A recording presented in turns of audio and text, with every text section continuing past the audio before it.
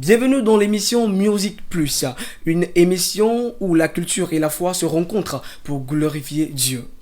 Aujourd'hui, nous recevons un communicant engagé dans l'œuvre de Dieu à travers la musique chrétienne. Promoteur de l'événement 2 heures devant le trône de Dieu, dont la 7e édition s'est tenue le dimanche 18 janvier dernier.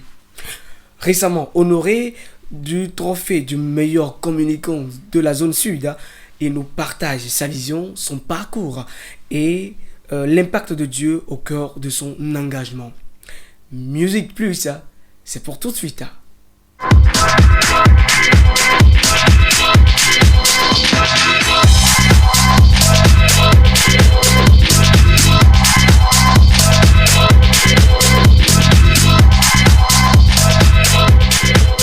Bonsoir hommes de Dieu, pour ceux qui ne vous connaissent pas et aujourd'hui ils sont en train de vous voir sur notre plateforme Vibration Gospel Music.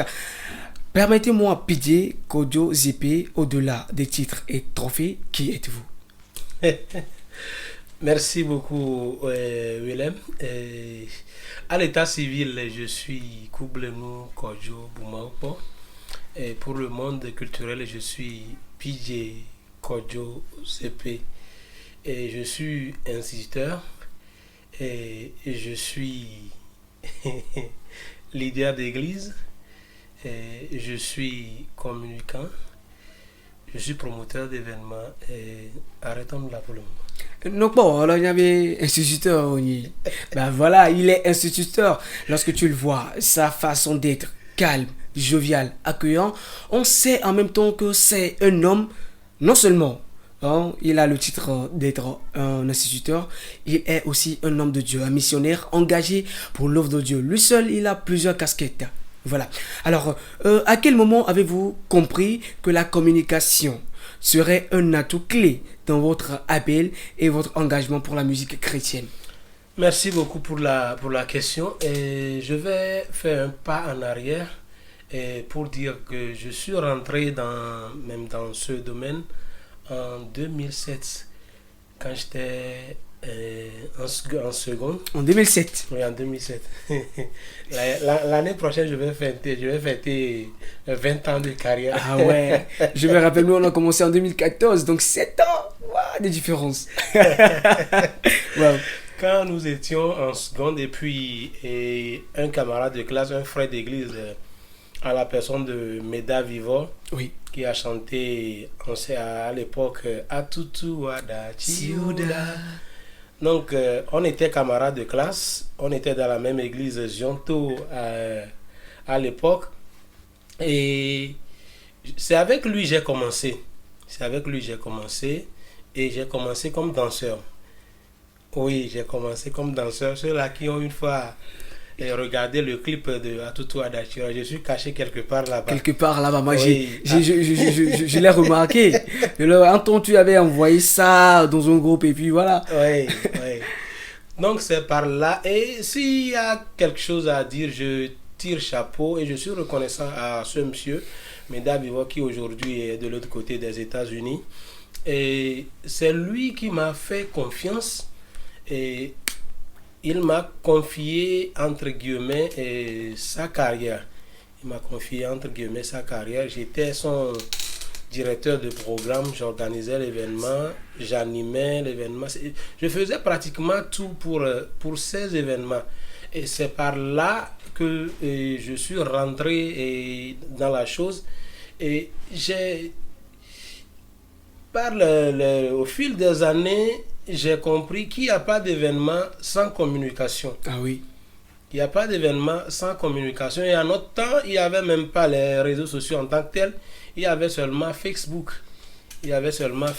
Et pour y avoir accès, il faut aller dans les cyber, acheter de l'heure pour quand même partager une affiche d'un artiste. Donc c'est comme ça qu'on a commencé avec la communication traditionnelle. Sur les médias, on avait notre façon de le faire aussi. On s'approchait des pasteurs avec des lettres Et c'est comme ça on a quand même créé une communauté là.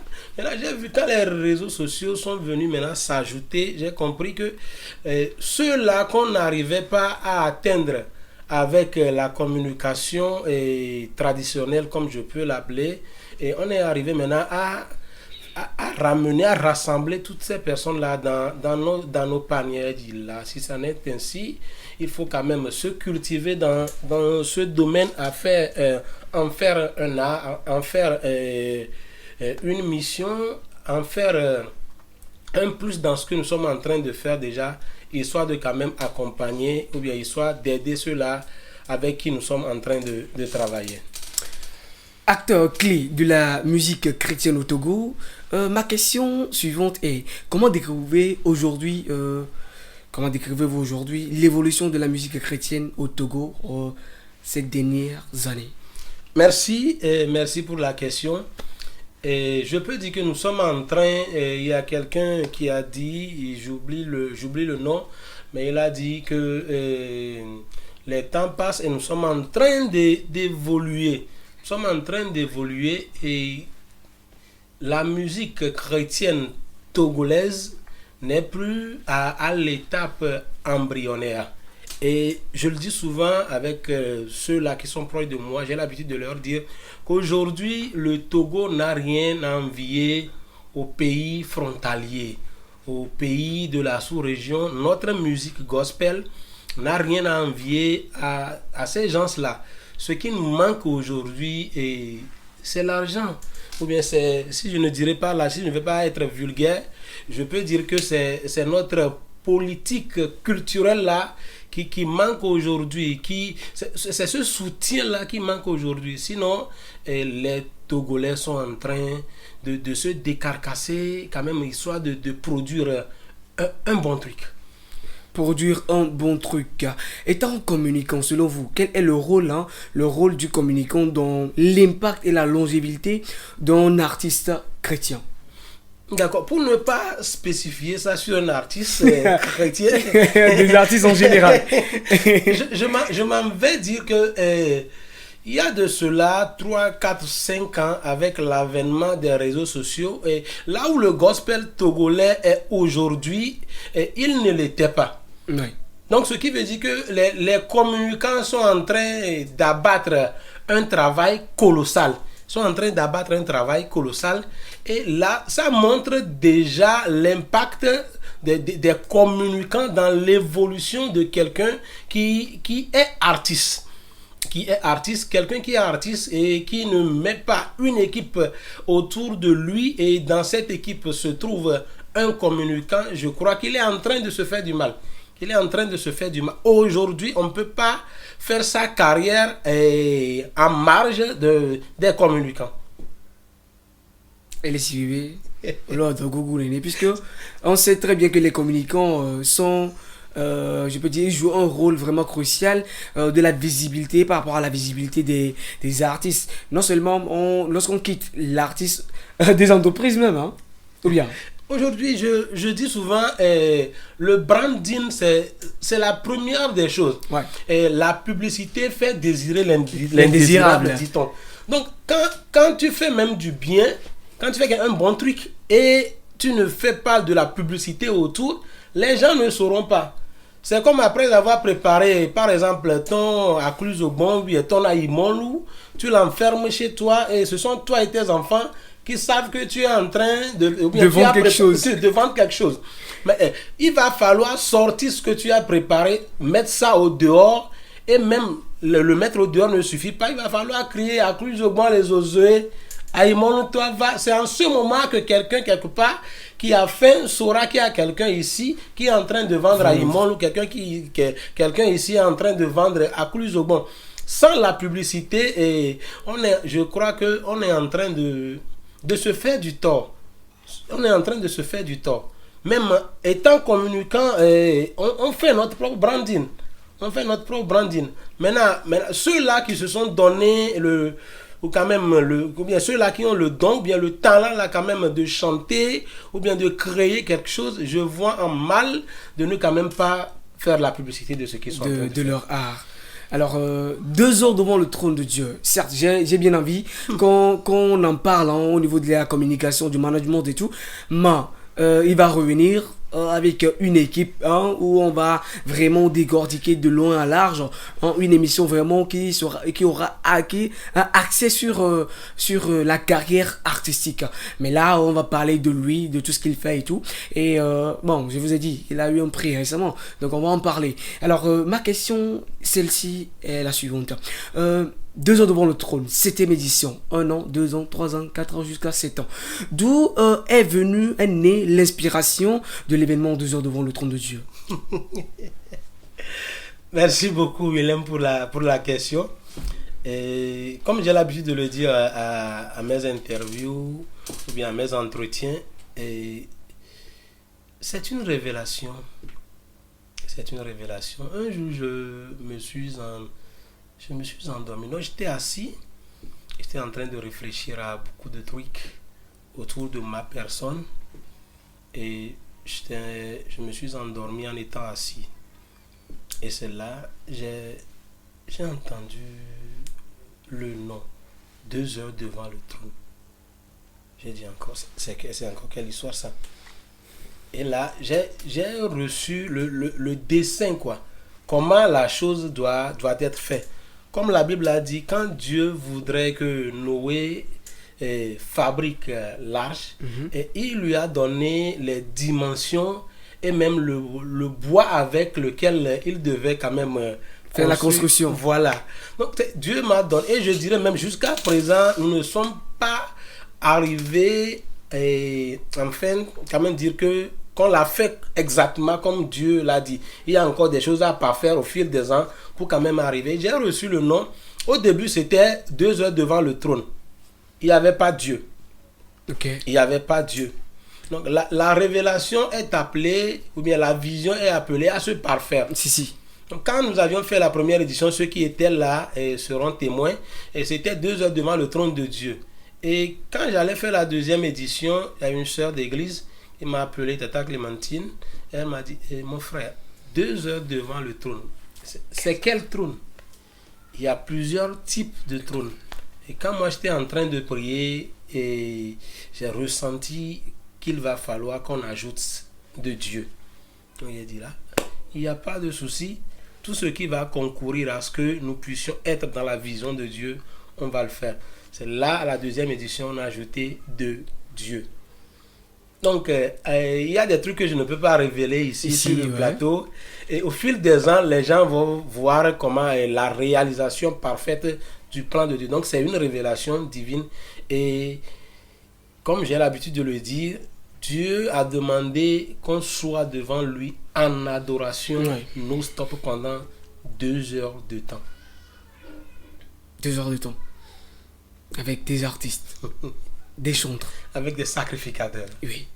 Avec des pasteurs, des évangélistes, des prophètes. Et on a vu, la 7e édition s'est déroulée il y a quelques quelques semaines, c'est-à-dire le 18 janvier à Atikoumé, précisément à Tiégué. Qu'est-ce qui a marqué votre cœur pour cette édition? Pour cette édition, je tiens d'abord à dire merci à l'Éternel Dieu, celui-là même qui a permis à ce que l'édition 7 ait lieu. 7 ans dans la vie d'une institution, 7 ans dans la vie d'une personne morale ou quel que soit-il, je crois que c'est grand. Ouais. Et nous savons en tant que chrétiens ce que symbolise le chiffre 7. Et cette 7e édition a vraiment quand même marqué ce qu'il fallait que ça marque. Et j'ai quand même été abasourdi par la présence de ce public-là, assoiffé d'adorer l'éternel Dieu. Ce public-là qui était là de 14h jusqu'à 21h. Il y a des événements, quand vous y allez jusqu'à 18h, les gens commencent pas à partir. Mais c'était à partir de 19h même que nous on était rentrés dans le vif du sujet. Mais les gens étaient toujours là jusqu'à la fin de l'événement. Et Même à la fin, ils ne voudraient pas partir. Ouais. Ça veut dire que l'événement continue par les impacter. Et ma prière est que l'Éternel Dieu, tout ce qu'il a accompli dans le monde spirituel, dans la vie de son peuple, puisse quand même se réaliser pour qu'à la 8e édition, nous puissions quand même recueillir des témoignages. Amen, amen. Organiser un événement spirituel n'est pas seulement de la logistique. On sait très bien, il y a des combats dans les coulisses et tout. Alors, vous pouvez nous parler des combats, auxquels vous vous confrontez à chaque édition? Merci. Le combat spirituel, comme tu l'as dit, mon frère,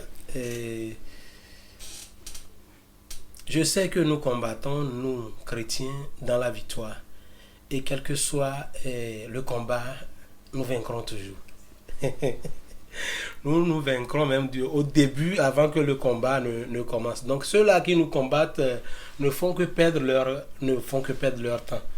Parce qu'un combat qui est déjà voué à l'échec, à quoi bon quand même de le mener?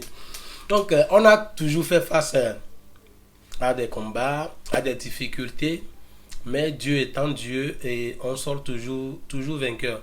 Et la 7e édition principalement a encore créé beaucoup de choses, beaucoup d'ennemis. Et On en parle, hein. C'est une émission libre et c'est nécessaire d'en parler. Ça va vraiment changer aussi la mentalité de plusieurs personnes. Ça va vraiment éduquer aussi des gens. Donc, soyez à l'aise. La 7e édition a encore beaucoup créé d'ennemis et ça, on ne peut quand même pas refuser. Quand tu fais quelque chose qui est bon, ouais, il va falloir qu'il y a des gens qui se liguent, il va falloir qu'il y a des gens qui se lèvent contre toi. Quand tu fais quelque chose et il n'y a personne qui brandit, il n'y a pas de persécution, mon frère, il va falloir que tu repenses 1001 fois. Ouais. Parce que tu es en train de perdre du temps. Évidemment. Donc, je ne peux dire qu'il y a toujours de persécution, mais on sort toujours victorieux. Étant déjà averti, comme on le dit souvent, un homme averti en vaut plusieurs. Ah oui? Nous nous sommes préparés en conséquence. Et je voudrais par ici tirer chapeau à un pasteur, l'apôtre Ben Aziadjro, qui a mis son équipe d'intercesseurs à ma disposition. Et depuis le mois d'octobre, ils ont commencé par intercéder en faveur de cet événement au moins 1-2 fois par semaine à Tikoumé là-bas. Et le pasteur Fête, que je salue de passage, qui s'est quand même consacré pour cet événement. Et moi-même, c'était à partir du 2 janvier, j'ai commencé par faire au moins 1 heure de temps à Tikoumé jusqu'au 18 janvier. Et Dieu étant Dieu, son nom est glorifié, le plan de l'ennemi a échoué et le peuple de Dieu a été satisfait. Rendons gloire à Dieu pour ses hauts faits. Lui qui donne idée, il pourvoit toujours parce que c'est son œuvre. Alors, distingué, comme je l'avais dit à l'entame de cette émission, vous êtes distingué comme l'un des meilleurs communicants, puisqu'il y a des meilleurs, mais vous êtes distingué. Parmi ces meilleurs-là, il y a de cela quelques jours comme meilleur communicant de la zone sud. Quelle était l'émotion lorsque vous étiez appelé, distingué comme étant le meilleur? J'ai l'habitude de dire aux gens, les gens nous suivent de loin.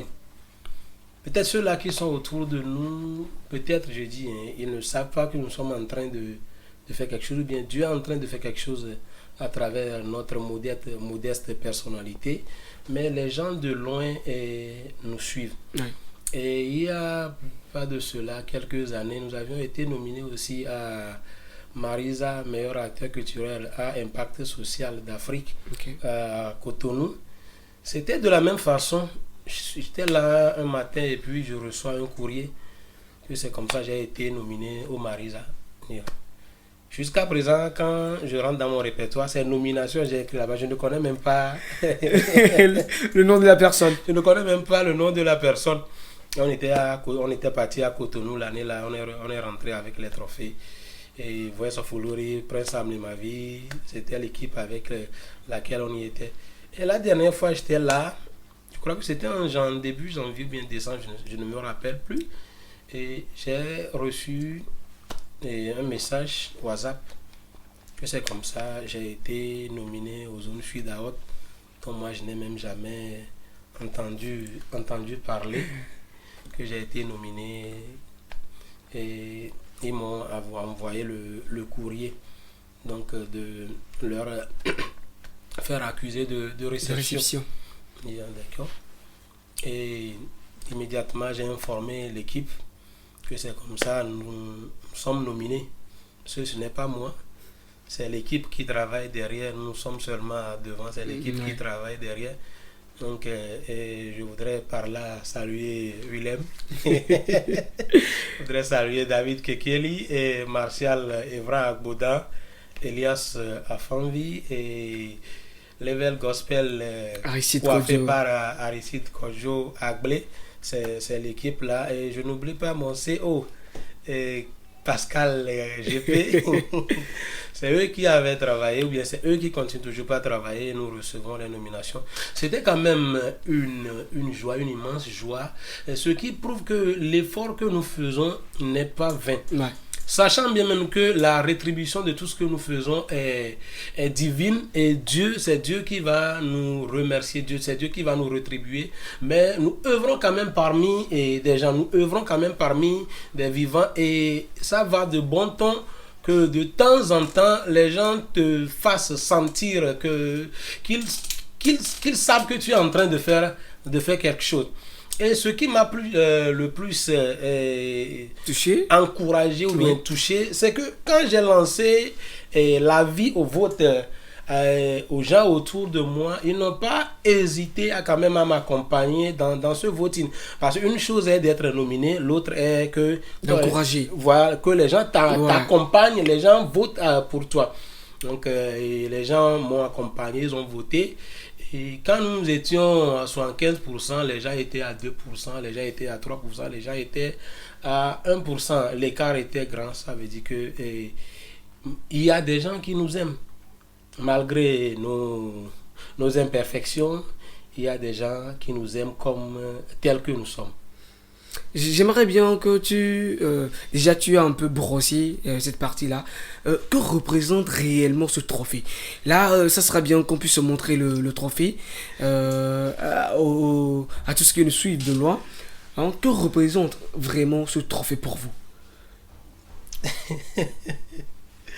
Au fait, ce trophée sur lequel est inscrit PJ Koyozepe, meilleur community manager de l'année, aux zones sud à Haute, et je tire chapeau, je fais un coucou spécial au promoteur de l'événement, Mathias Meyer. Et en fait, je dirais que c'est le signe d'un travail assidu. C'est le symbole d'un travail bien fait.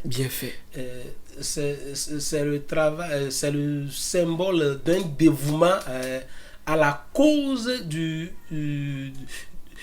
travail divin que le ciel nous a confié.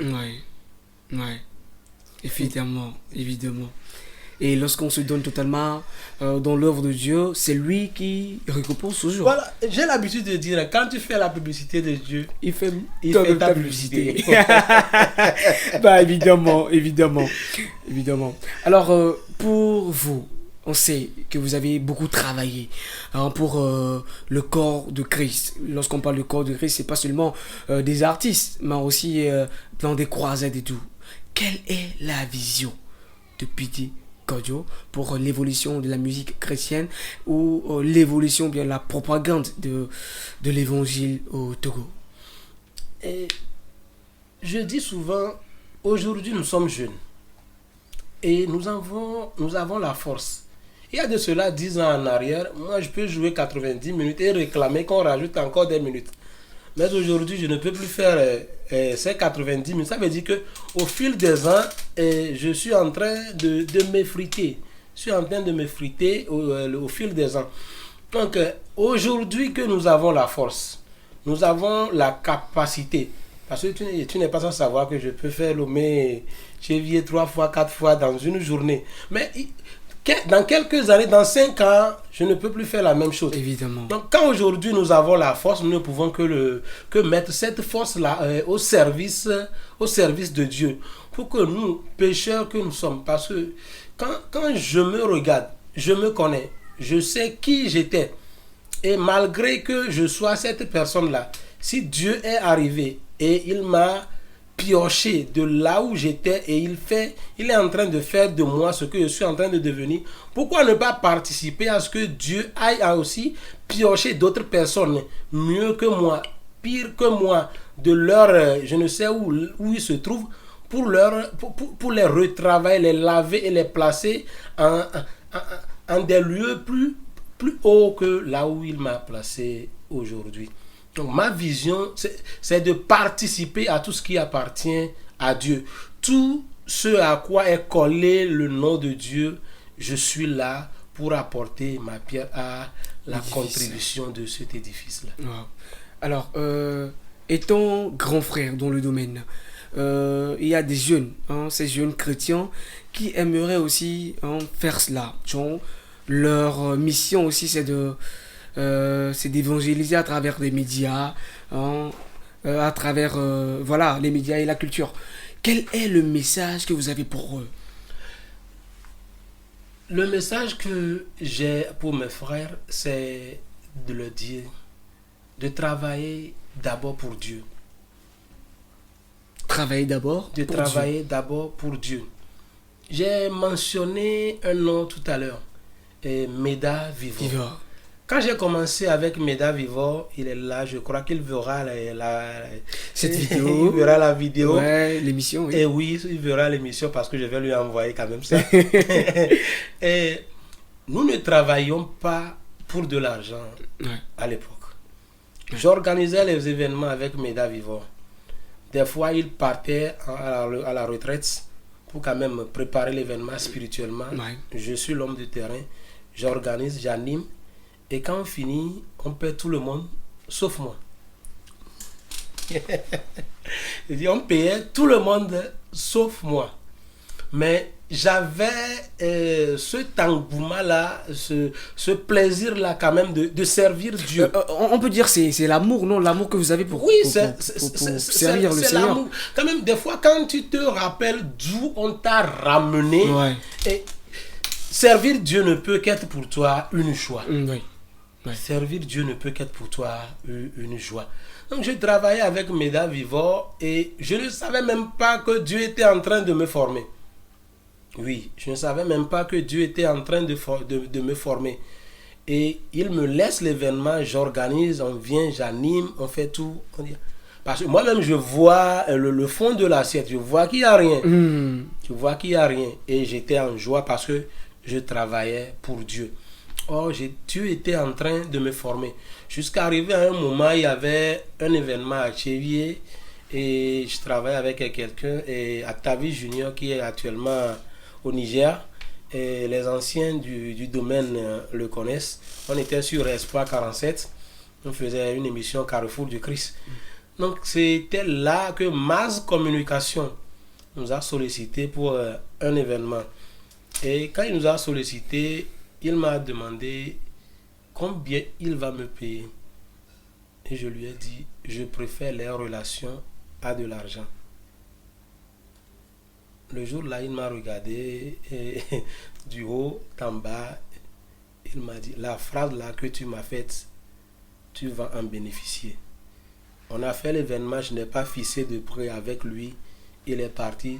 Et c'est de lui, je vais dire, que j'ai organisé un événement pour la première fois et j'ai pris de l'argent. Ce qu'on avait organisé même le jour-là, financièrement, ce n'était pas ça. Les gens étaient là, mais financièrement, ce n'était pas ça. Il était parti après une semaine, il m'a envoyé de l'argent.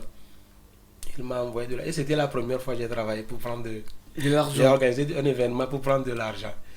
Et Mass Communication est toujours là. Chaque fois que je l'appelle, chaque fois que je le sollicite, il répond. Donc c'est pour dire aux jeunes frères que de ne pas travailler pour de l'argent. Que ce travail soit pour eux une passion. Ouais. Et en premier. quand ça n'est ainsi, et Dieu même crée des moyens. Et Dieu vous met en relation. La Bible dit, quand les voix d'une personne plaisent à Dieu, il dispose favorablement à son égard, même ses ennemis. Donc, je vous l'ai dit, hein, c'est un missionnaire. Donc je voudrais dire à mes jeunes frères de travailler d'abord pour Dieu, de considérer ça comme une sacerdoce et de le faire. Et quand ils vont continuer par œuvrer, Dieu même va leur faire entrer dans des relations pas possibles. Aujourd'hui, je crois que Dieu est en train de travailler. Ouais. Alors là, tout de suite là, je crois que le Seigneur, à travers vous, a un message pour cette génération. Quel est le message?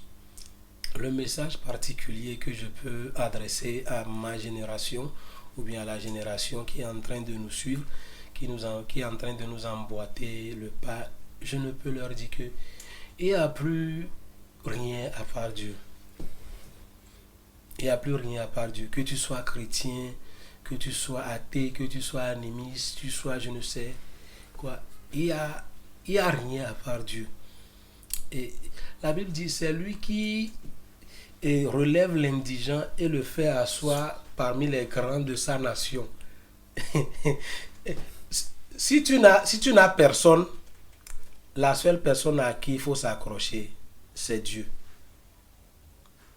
C'est ça. Et quand tu fais son œuvre, fais-le comme une passion. Il te bénit toujours. Amen. Nous sommes presque à la fin de l'émission. J'ai une dernière pour vous, une dernière question. Après tout ce parcours, que signifie réellement devant le trône de Dieu dans votre vie quotidienne? En fait, il y a de cela 4 ou 5 ans, je dirais depuis la 4e édition, 4, 5, 6, 7. Donc il y a de cela 4 ans et 2 heures devant le trône de Dieu fait partie intégrante de moi. C'est comme c'est un de mes enfants. Un de mes enfants et dont j'ai l'obligation d'en prendre soin. Et des fois, je prends plus soin de 2 heures devant le trône de Dieu que moi-même et même de mes enfants. Je l'ai dit la dernière fois à la conférence de presse, Ouais. qu'il y a pratiquement 3 à 4 ans, ce qu'est Nouvel An, ce qu'est Noël, il n'y a plus ça chez moi à la maison en tant que tel.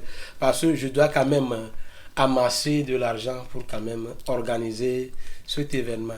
Donc aujourd'hui, si quelqu'un se hasarde à m'arracher 2 heures devant le trône, c'est comme il a ôté de moi le souffle de vie. Et je crois que Dieu sachant bien ça, ne va quand même pas le permettre. Ah. Même s'il arrivait un jour qu'on quittait le pays, je crois qu'on reviendra spécialement pour 2 heures devant le trône de Dieu. Alléluia. Amen. Nous arrivons à la fin de cette émission Musique Plus et je crois que tout ce que nous avons dit ici vous édifiera. Tout ce que nous avons dit sur ce plateau vous a donné une image de qui est Kojo ZP PJ, un promoteur engagé pour la culture, un promoteur engagé pour la musique chrétienne, un promoteur engagé pour tout ce qui concerne l'œuvre de Dieu. Ainsi, nous sommes à la fin de cette émission. Merci à notre invité d'être disponible pour nous et aussi de son engagement au service de Dieu. Tout le plaisir est pour moi. Alors, si cette émission vous a vraiment béni, n'hésitez pas à liker, à partager, à commenter surtout.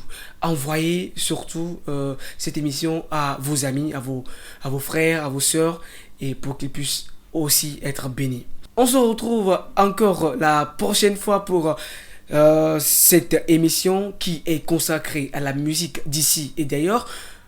Vous êtes richement bénis, n'oubliez pas, car le Seigneur est là. Si le Seigneur ne tente pas à venir, donnez votre vie à Christ aujourd'hui, car il est le chemin, la vérité et la vie. Moi, je suis Willem de Vibration Gospel Music. Bye bye.